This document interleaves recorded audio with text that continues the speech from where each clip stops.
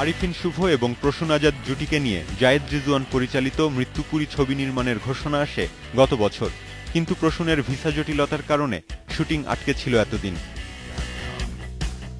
অবশেষে গত বুধবার রাত 1টায় অস্ট্রেলিয়ার উদ্দেশ্যে রওনা হয়েছেন প্রসূন।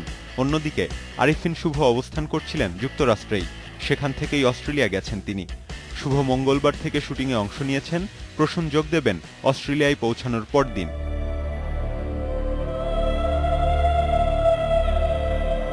দুই বছর ধরে মুক্তির অপেক্ষায় আশিকুর রহমান পরিচালিত প্রথম চলচ্চিত্র গ্যাংস্টার রিটার্নস। এরই মধ্যে একাধিকবার পরিবর্তন হয়েছে ছবির মুক্তির তারিখ। এবার ছবিটি মুক্তির জন্য প্রস্তুতি নিচ্ছে 4 ডিসেম্বর। ছবিটি মুক্তি পেলে প্রথমবারের মতো বড় পর্দায় আসবেন ছোট পর্দার অভিনেতা অপূর্ব। অপরাধ জগতের গল্প নিয়ে নির্মিত এই ছবিতে অপূর্বের সঙ্গে অভিনয় করেছেন জান্নাতুল ফেরদৌস পিয়া।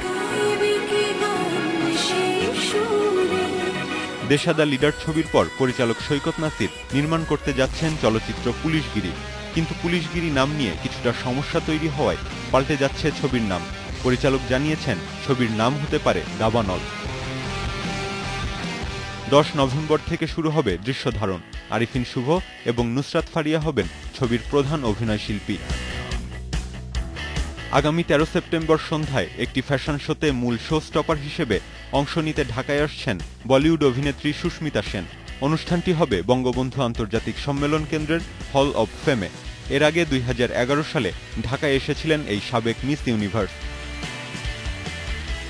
প্রতীক আকবর, ইন্ডিপেন্ডেন্ট নিউজ।